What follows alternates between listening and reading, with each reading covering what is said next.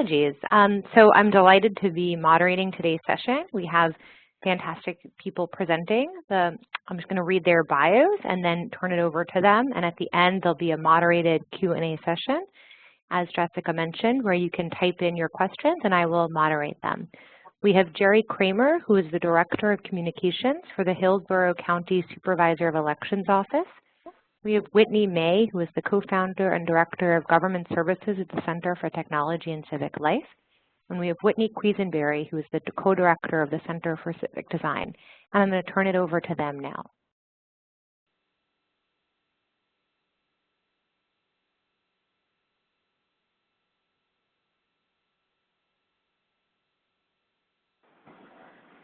Hi, I'm not sure who's starting off the presentation today, but you do need to unmute yourself to be heard.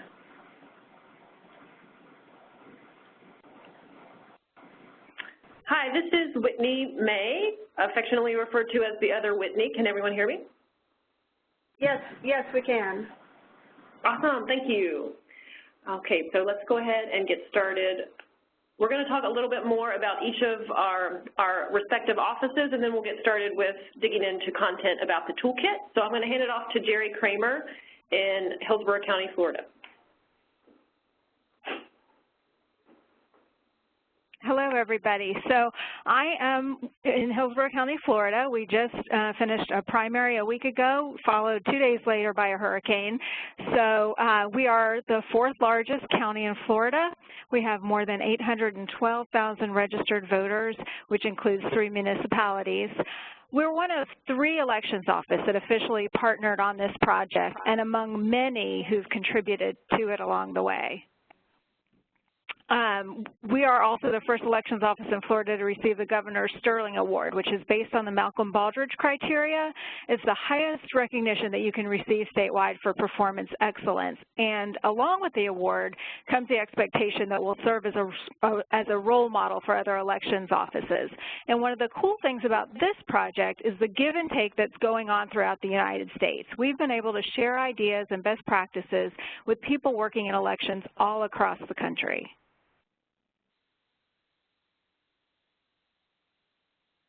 Hi, I'm Whitney Quisenberry from the Center for Civic Design. We believe that democracy is a design problem, so we approach our work by thinking about what the voter journey is, from being enticed to vote in the first place, to learning about an election, to actually going and voting. And of course, our big concern is that all the things that design an election help voters express their intent through the ballot box. One of our big projects is the Field Guides to Ensuring Voter Intent.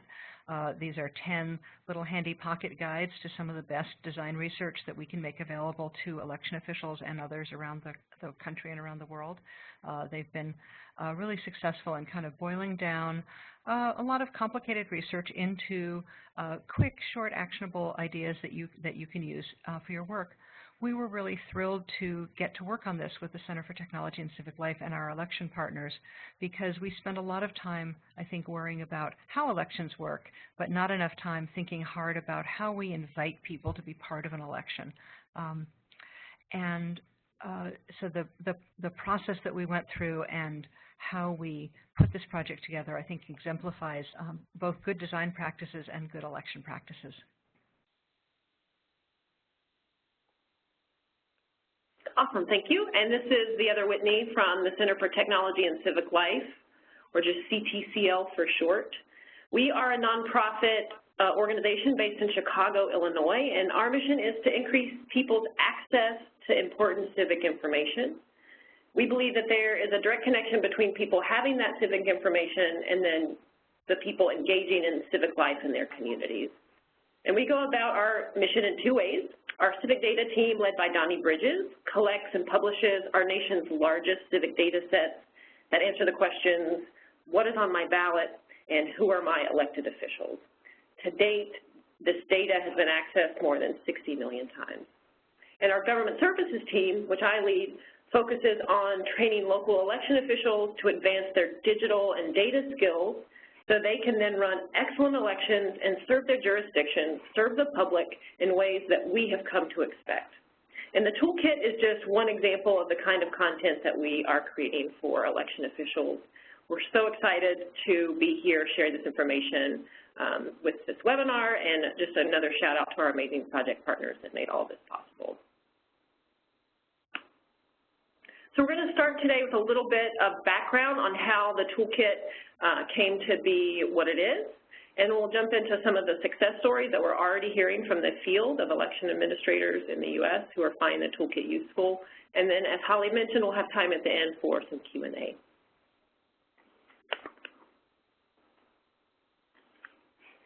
So in addition to the Center for Civic Design and Hillsborough County, we partnered with 2 more local election offices, the Cook County Clerk in Illinois and the Inyo County Clerk-Recorder-Registrar in California. And by partnering with jurisdictions that are rural, urban, and suburban, we were able to understand the different needs of election officials and work on creating a toolkit that is useful for everyone, regardless of the election office's budget or size. And then together, as a project, we put together our pitch to the John S. and James L. Knight Foundation News Challenge on Elections in the spring of 2015. The Knight Foundation's News Challenge on Elections funds breakthrough ideas about improving civic life in the United States. In addition to the Knight Foundation, the Democracy Fund, the Hewlett Foundation, and the Rita Allen Foundation also provided funds to the News Challenge. The prompt was really broad. I think they wanted to fund lots of different approaches to this big question, which was, how might we better inform voters and increase civic participation before, during, and after elections? So together, as project partners, we submitted our proposal, and that included a description of our plans, the needs that we hope to address, our proposed timeline, possible obstacles, and so on. And then once we were awarded the funds, we started to get to work. And I'll hand it off to Whitney Quisenberry to talk a little bit more about how we approached gathering information in the early phases of the project. Thanks, Whitney. Well, we like to practice what we preach, and so we tried to make this project into a real exemplar of good design practices. We started in Chicago in a wintry December with a couple of dozen election officials, again, drawn from large and small districts from around the country, so that we had both a range of resources available to them in their home districts, challenges that they might face with reaching out to their voters, and we also had an open questionnaire so that we could gather input from anybody. So people suggested tools, and some people just said, I don't know what the tool is, but here's what my need is. We gathered for a day and got out our sticky notes and started sorting them into groups. What are the needs that are rising to the surface as the most important? What are the different ideas that have been proposed for how to meet those needs? And which of them fit into the toolkit? Because, of course, when you throw open a question of what do we need to make elections run better and how can we reach out to voters better, there were things that were beyond the scope of our project, but we made note of them, and sometimes we actually found solutions where we could address a part of a problem even if we couldn't address the whole problem. The other thing that we did was some show and tell. We invited people to bring projects from their home districts that they thought had been particularly effective, and some of those formed the core of the first tools in the toolkit. So this exemplifies our idea about working with people and not just for them. So rather than us going off in a room and deciding what election officials around the country might need, we actually spent a lot of time engaging with those election officials, giving them a chance to step out of their normal environment, think creatively, think about what was going to, both what content, what tools would serve their needs, but also how they wanted to learn about those tools and to access those tools. And our next step, of course, was to now take everything we learned and have a design workshop, which I'll get Jerry to tell you about. Yeah, so when we got together in Tampa, we had 6 or 7 people from elections offices. We also had a designer who carefully watched everything that we were doing so that they actually saw what we were thinking about and then could translate it to what it was going to look like, and technologists. And we were going past the brainstorming stage at this point and started really focusing on, what this website was going to look like. And the first thing we had to think about was who was going to use it. We started out with role-playing, thinking about the users, how they might land on our page, what they might be looking for, what in the toolkit might attract them, what would make them actually use what we were going to be sharing. And then we thought about how it should be organized. So how should we display it? How can we make it useful, especially when you're really busy in the midst of an election cycle? One of the things that sort of resonated with everyone was the way recipe sites are laid out, where you can see at a glance how involved something's going to be, what's required to accomplish it, and then you can drill down step by step and look at instructions and what you need to do. And Whitney's going to tell you a little bit more about that. Thanks, Jerry. So after the 2 workshops, we started to work on actually creating the tools. So that meant for us at CTCL, Kurt Samsel and I spent time putting these tools together. And that looks like doing things like research to find these good low-cost tools that fit the needs of election officials, testing those tools, and then composing the step-by-step instructions complete with the screenshots and images to help illustrate the steps in the process. And while we were doing this at CTCL, the Center for Civic Design, along with Oxide Design, worked on building and styling the structure of the actual website. And together, we all worked with an accessibility expert, Jennifer Sutton, to make sure that not only is the Toolkit website accessible, but there's also accessibility tips for the individual tools. So what we were doing there was speaking to a wide range of technical skills in our audience and making sure that accessibility is woven into all the tools and not just the site. So once we got some content on the site, we wanted to make sure that it was working as our users expected it to work, and we started doing some testing. And I'll let Whitney Q talk a little bit more about our usability testing. Sure. We actually did this in a couple of rounds. First, as we began to have comps, sort of mock-ups of what the site would look like, and a little bit of content, we ran through those in some remote testing sessions where we talked to people through the magic of WebEx and let them try sort of scrolling around in our little dummy site and figuring out what attracted their attention, what was confusing to them. We used that to iterate the design a little bit and make it a little tighter, a little easier to understand. But the main thing that we wanted to make sure we tested was the content. It's really easy to test the container without making sure that you've really tested that all the ingredients are mixed together well inside the site, to pick up on Jerry's metaphor. So at a conference out in California of election officials, we had both some people who were there at the conference to work with us in person and some people who worked with us remotely by phone. We at this point had the beginnings of the site on its feet. We had the first couple of tools where the content was developed, and we asked people to sit down as though they were in their office and think about what it would be like to try to use this thing. And we learned a lot. We had people tell us things like whether they liked the style or not. Did it feel, was the tone and the formatting accessible, and did it engage them in the tools? Was it too long or too short? Were the instructions in a good order for them?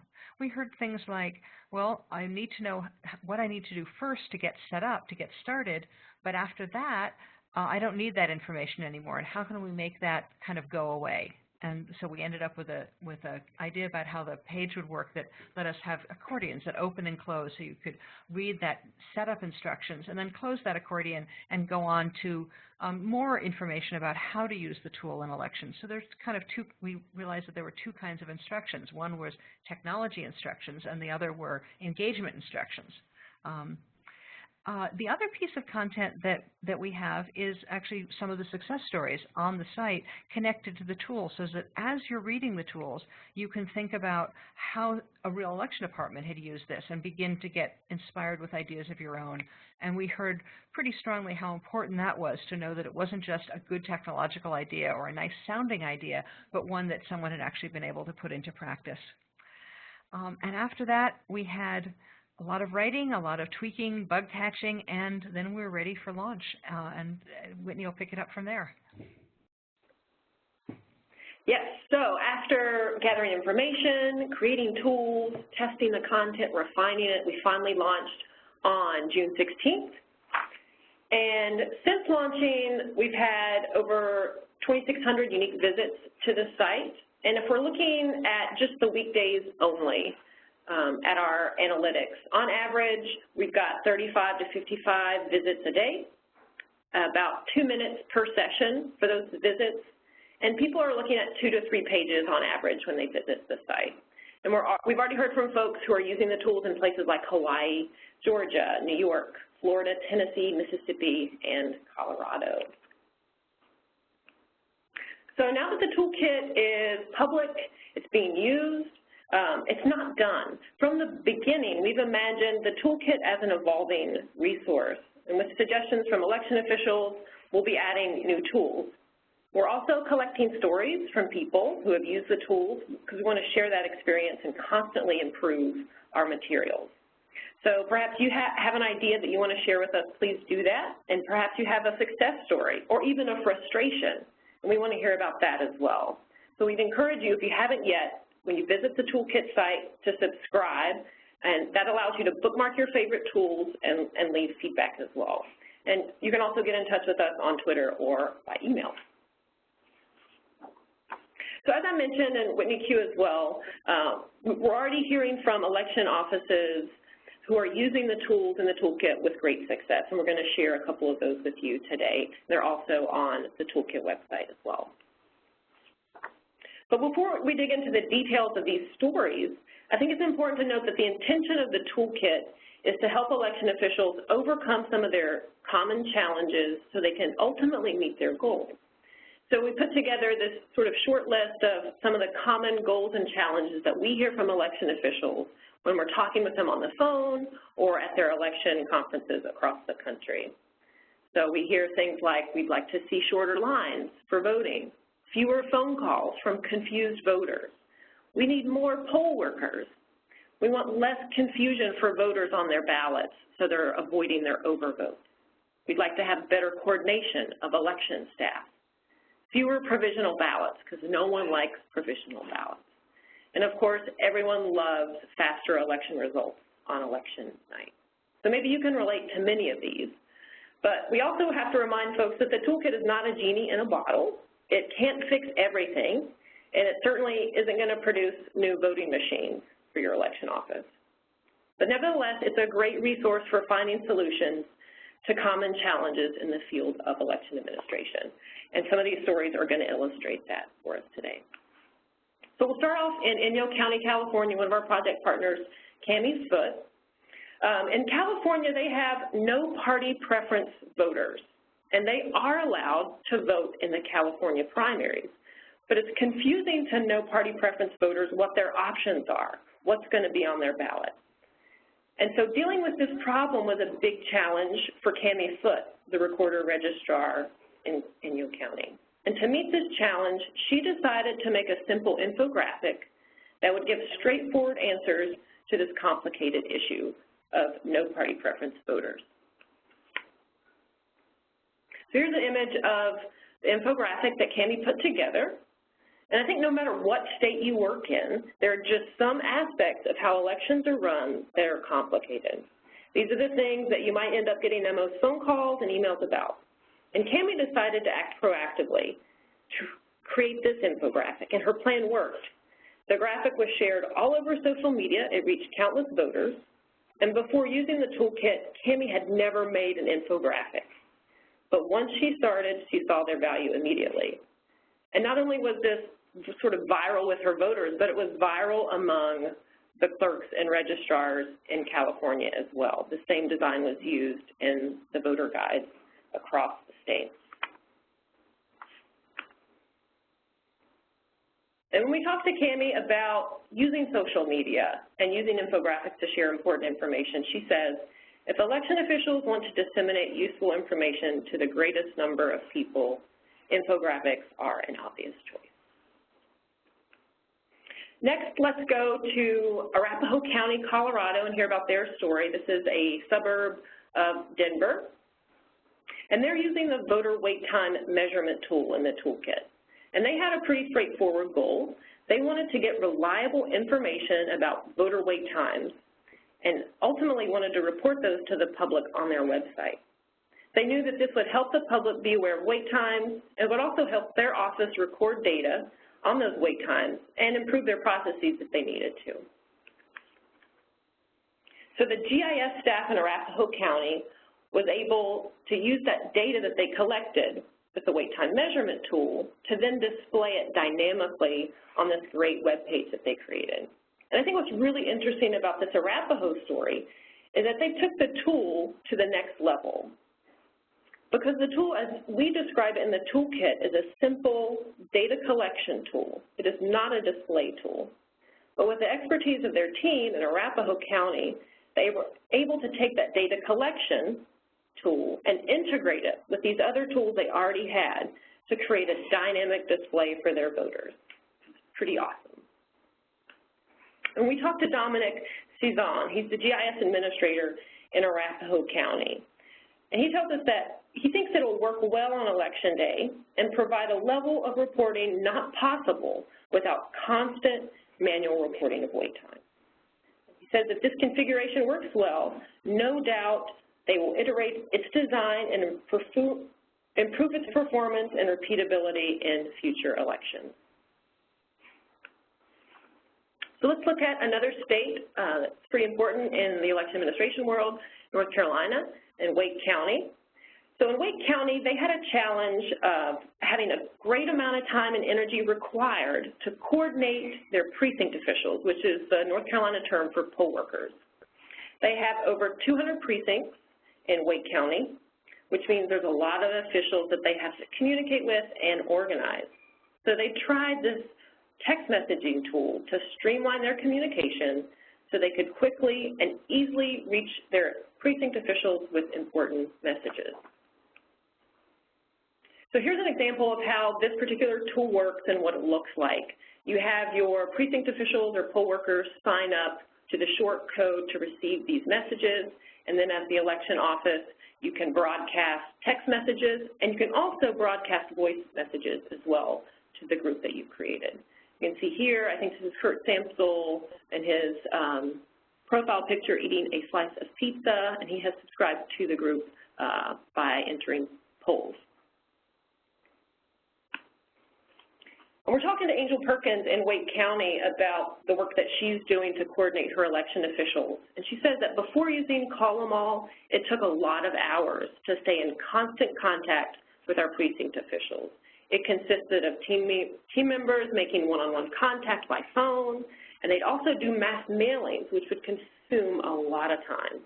They were able to use this intervention, this broadcast messaging tool, to cut down on cost, save time, and save a lot of headaches as well. I think another interesting part of this story in Wake County is not only are they using Call 'em All to communicate with the humans, they also use it to test the phone lines of their polling places. And that's one way that they minimize the connectivity issues on election night when their precinct officials are modeming in the election results. So another cool application of the tool. Next, let's travel to Hardin County, Iowa, and they are using the Easy Polling Place Reporting tool. So calculating and reporting results on election night is one of the most important, but it's also one of the most stressful jobs, I think, in an election office. And Hardin County Auditor, her name is Jessica Lara, she had a goal to create a smarter, faster way of reporting results. And so she explored Google Sheets. And that's the platform that the Easy Polling Place Reporting tool is built on. So here's an example. What we're looking at here is a spreadsheet that they created in Jessica's office. You'll notice that each tab is named by a precinct, so it's easy to explore the results on a precinct-by-precinct basis. You can also see the races and the candidates displayed in the color-coded columns. And we talked with Jessica. She says that using the polling place reporting tool has allowed her to report election results in as little as 11 minutes. And the process is pretty simple. As she explains, Google Docs is continually updated every 2 to 4 minutes, so the results are nearly immediate in release. And by using this tool, Jessica's office has developed a reputation for their speed and accuracy. Local media have even thanked them for their promptness to is fantastic. If we're having election offices have stories in the news praising them, I think is a huge win for everyone. And for this last one, we're going to look at Shasta County, California. I'm going to hand it off to Whitney Q to talk a little bit more about the civic icons and images that she's put together. Sure. We actually ended up working with Shasta County as well as with Santa Cruz County and Orange counties as part of a project funded by the Future of California Elections and the James Irvine Foundation to try to improve voter guides in California. In California, like many states, materials are mailed to voters in advance of the election so they can have all the information about how to vote and also what's going to be on their ballot. California being California, they kind of go overboard and all out on it because the state sends out a guide for all the statewide races. The counties send out a guide for their local races and for all the information about how to get to the polls, how to vote, how to request a vote-by-mail ballot, and so on. As part of that, we began to develop some icons and some images to work with it. The ones that you're seeing on your screen now actually go back to the Inyo County story because these were the images that we developed to put in the top of the columns to represent state elections, federal elections, and local elections in a similar infographic that described how primaries worked in California, where each level of government has slightly different rules in the primary. But the thing I want to talk about today on the next slide is the voter guides that they create and send out.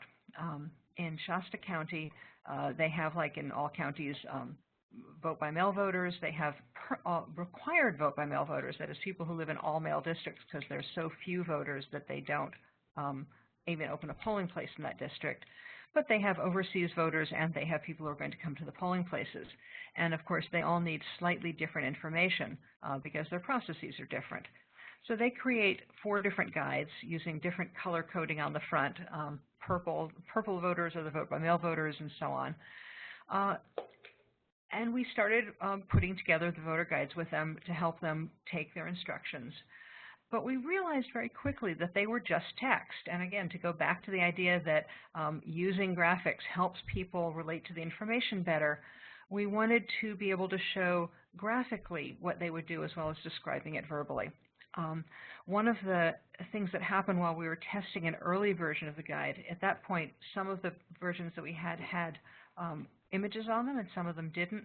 And we ended up on a downtown mall in Redding, California, with a group of people on break from their school. And one of the young women we were talking to had never voted before, and so we handed her, she said she was going to go to the polls, and we handed her the polling place one. And she looked at it, and her face kind of fell. And she looked over at her neighbor who was looking at the vote-by-mail one that had the pictures on the front, and she said, well, if I got one that was all words like this, I don't know, I might be too intimidated to go vote. And so we realized that these pictures were really not just decorative, they're actually important in engaging voters. And so we started creating these series of images that in a few brief, no words images, just with a little caption below them, could outline the process.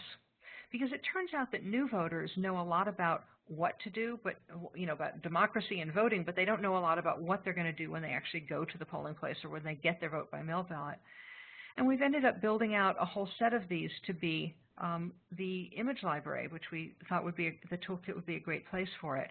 We have them in 3 sizes, for web, for print, and for posters, and variations on them to cover different election processes. In Shasta County, they have ballots that you mark by connecting an arrow, but in other places it might be a bubble or it might be some other way of voting. So we wanted to make sure that the images were as close to what the voters actually saw as possible. They were as personalized to the counties as possible.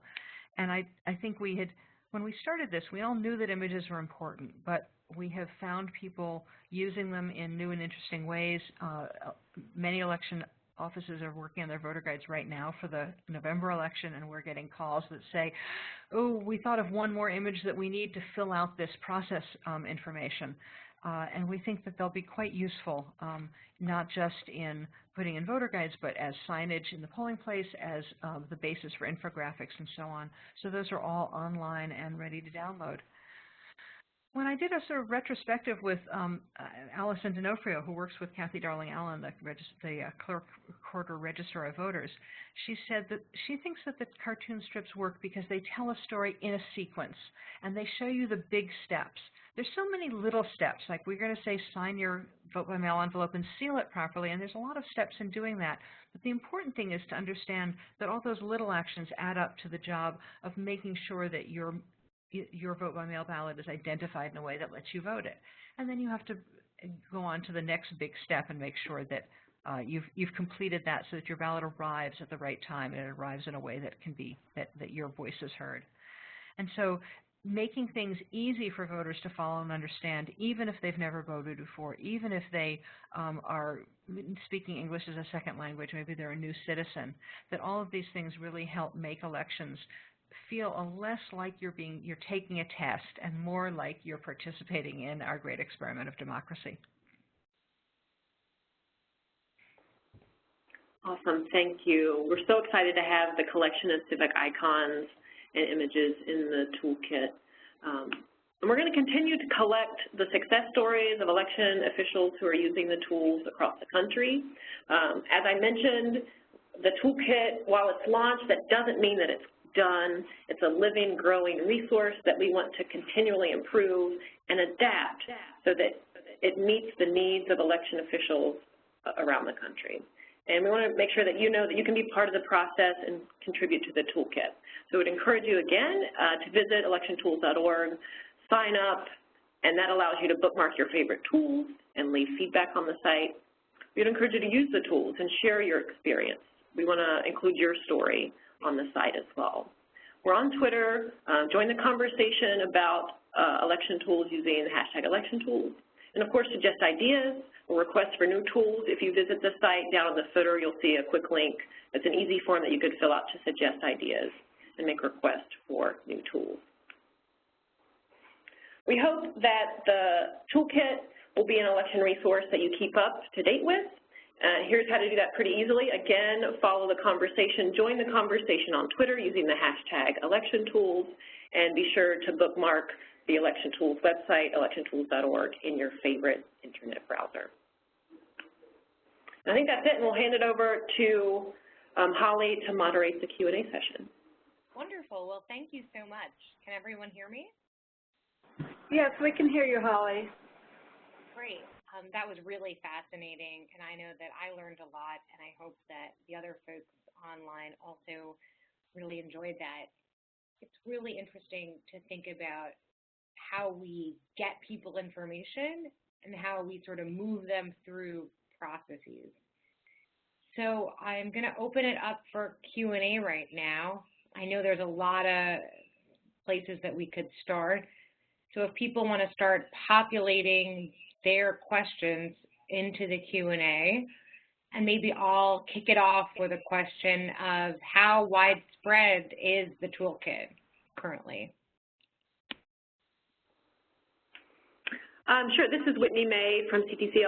I'll field that question. We're looking at our analytics, and in the U.S. we have reached every state except Wyoming and North Dakota. So if there are people on the webinar who are there, or maybe you know people, election officials in those two states, Wyoming and North Dakota, please reach out to them. Let them know that we've got this amazing resource, and we'd love to have folks visit it and get feedback from them. Fantastic. That's really helpful. And are there any tools that are top of mind right now that we can use before the November election?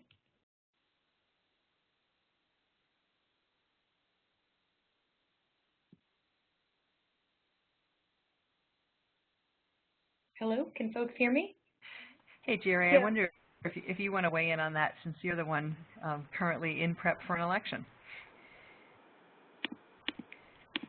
I mean, one of the things that I'm seeing is that as people are working on their polling place signage, they're beginning to think about using the infographics, using the civic icons and images. And I also think that the place where the infographics comes in really handy is those unexpected things that happen during an election.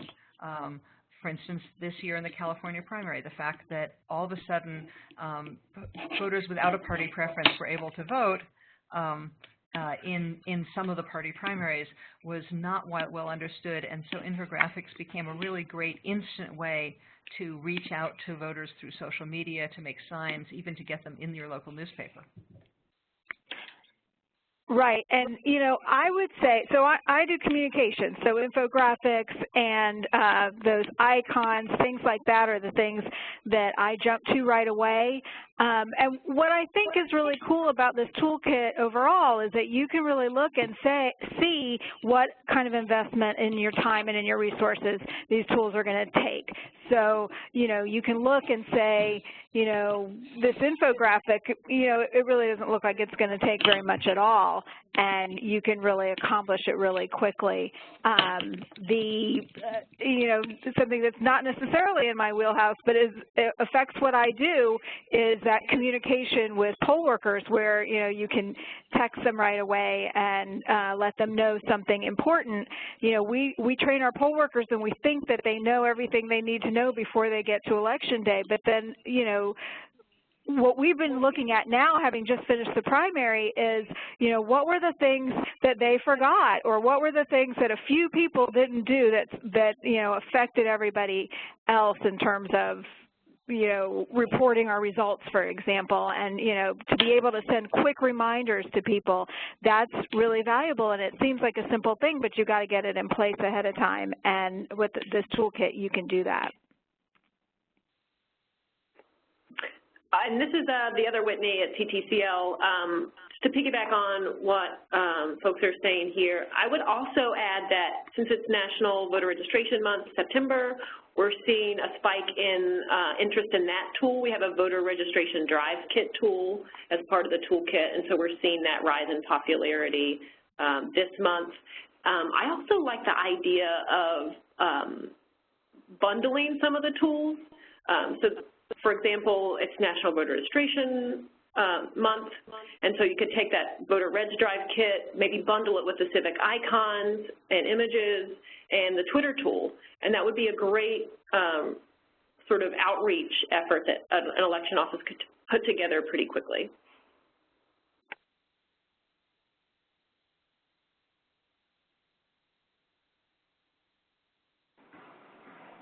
Holly, helpful. Are you there? Yeah, can you guys hear me? That's really helpful.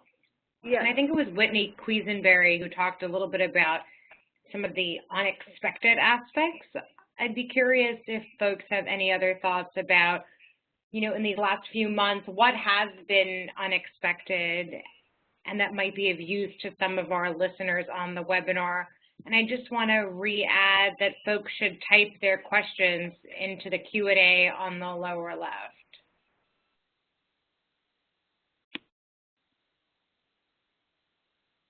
This is Whitney Q. I think one of the things that I found excitingly unexpected is that some of the requests that we're getting for either more information or just notes saying that they're using something in the toolkit have come from people in other aspects of government and not just elections.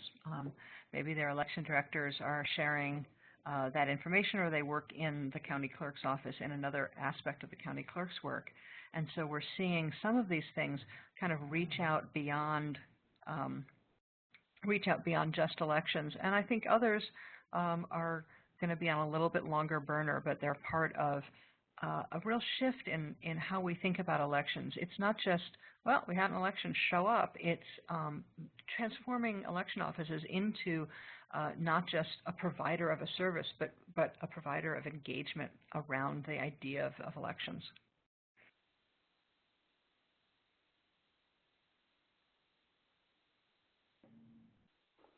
This is Whitney May. Along the same lines of what Whitney Q was saying, I was pleasantly surprised to hear from a healthcare worker in Mississippi Delta who had found the toolkit and wanted to use the voter registration drive tool to do voter registration with her audience, people that she was caring for in her office.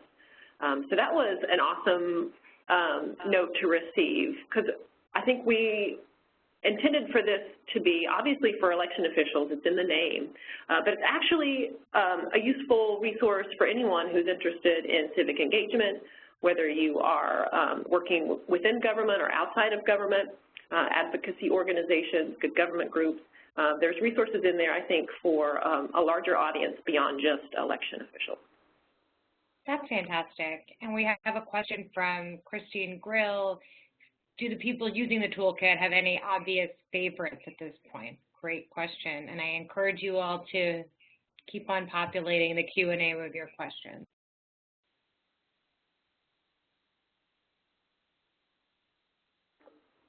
This is Whitney May from CTCL.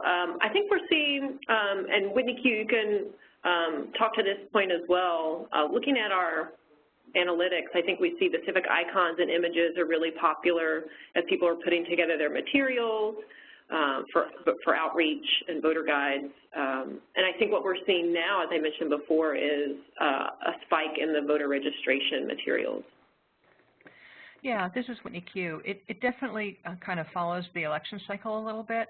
So people who were already had things like being able to do wait time reporting or managing polling place reporting tended to get started on those projects earlier. So because there's a little more ramp up and there's going to be some training around it. So those tended to come in earlier. I think that what we're seeing is that interest in the tools is kind of following what's happening in elections right now, with people looking for solutions to problems they have right now. And I think that actually has been a good reminder for us that while it's nice to have things that are long-term or bigger technical projects, it's also really important to be able to have tools that are quick and easy, and that when someone says, let's make a video and put it up on Facebook, that there's some help for you to do that.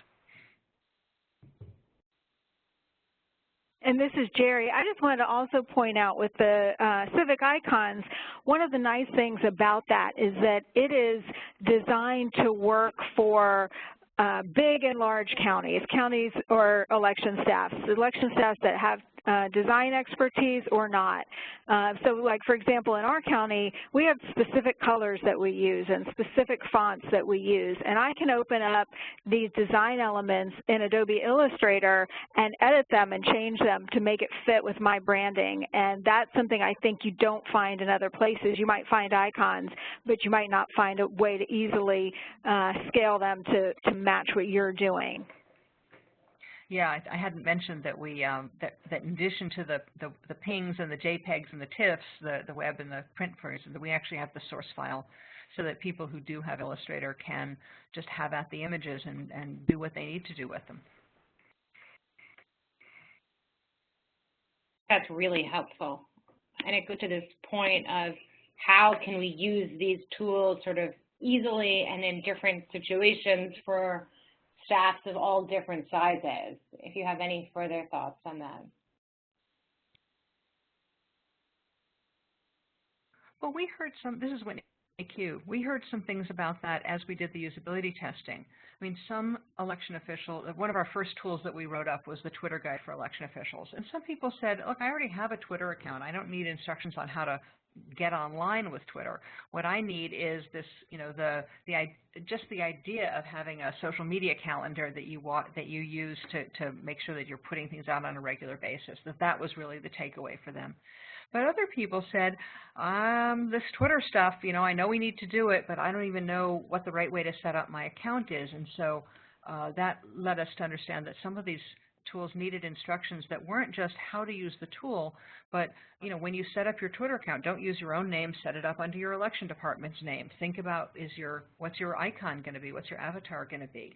In Shasta County, they actually have a pair of mascots that are two quail, mountain quail called Poppy and Cascade, named after some of their mountains. And they use them to help create a friendlier social media presence, and could use that in both Twitter and Facebook. So beginning to think about the kinds of information that people at different levels of technological comfort might need.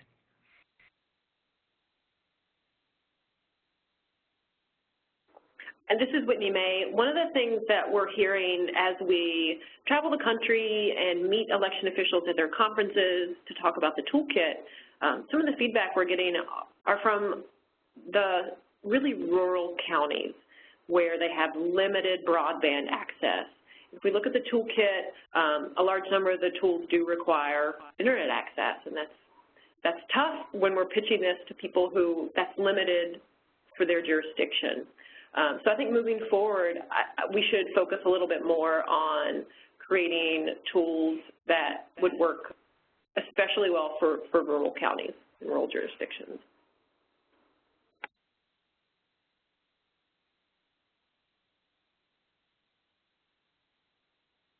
I think that's really helpful.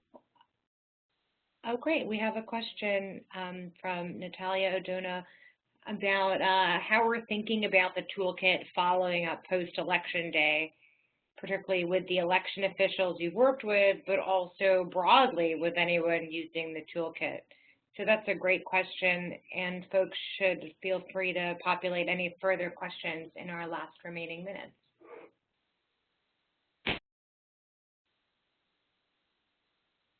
Well, this is Whitney Q, and I'll just jump in to say that you know, our work on sort of working with and not for kind of goes on forever. So we do hope, I mean, that the soliciting of the success stories actually didn't start out as sort of give me your story. It was how CTCL was keeping in touch with people we knew were trying to use the tools in the first place. And I think that a little more formal information gathering will be something that we're hoping to do at the end, where we can ask people who've been to the site or people maybe who haven't been to the site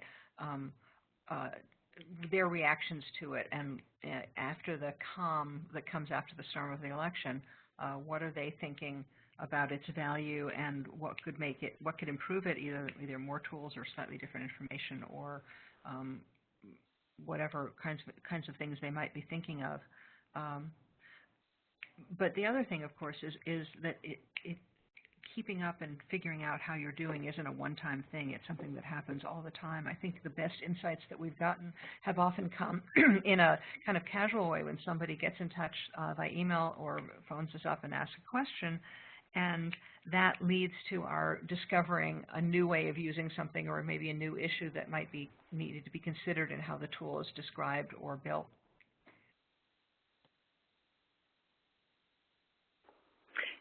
And this is Whitney May. I think post-election, talking with election officials and others who've used the toolkit to ask directly about their experience. You know, did it meet your needs? Did it take your tech skills from point A to B or C or D? If not, you know, why not? We recognize that there are ways that we can improve the content, recognize that there are tools, obviously, that need to be added to the toolkit that aren't there. And that's something we want to definitely to do moving forward. We have a little private wish list of tools that we want to build. But now we'll get to see whether our private wish list is the wish list of election officials who would be using the toolkit. So I think that's really helpful, and it sort of speaks to this question of where, you know, design, usability, and sort of the administration stuff meet back on the other side. So that's really insightful. And so really thank you all for what has been an incredibly informative and instructive webinar. I just want to turn it over to our presenters if they have any concluding or wrap-up thoughts.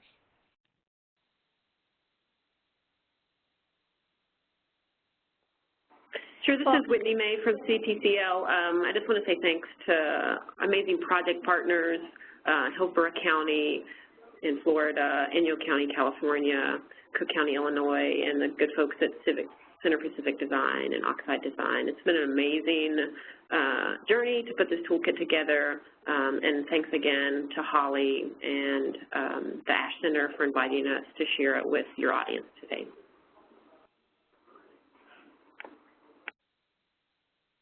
And I just want to say, I know there are other elections people from other elections offices on this call, and one of the things that's been really fulfilling in working on this project is the collaboration that goes on, not just from county to county in Florida and within our state, but throughout the country. You know, we've met with so many great people who are working really, really hard to put on great elections throughout the country, and it really speaks to dedication and integrity, and you know, I really have a lot of confidence that we're going to have a great election coming up in the general because of the people that are behind the scenes, pulling the strings and making things work. I guess the only thing I would add is to say that it's not just that the collaboration made it a great project, it's that without collaboration you don't have a great project. That no one election office, no one designer can have enough perspective to do something as ambitious as this was, and that starting slowly, starting by listening, by doing a lot of listening and a lot of letting other people work through the ideas, I think is part of why it's become a pretty strong site, and I hope that we'll be able to continue to do that, continue to collaborate with election officials and others around the country.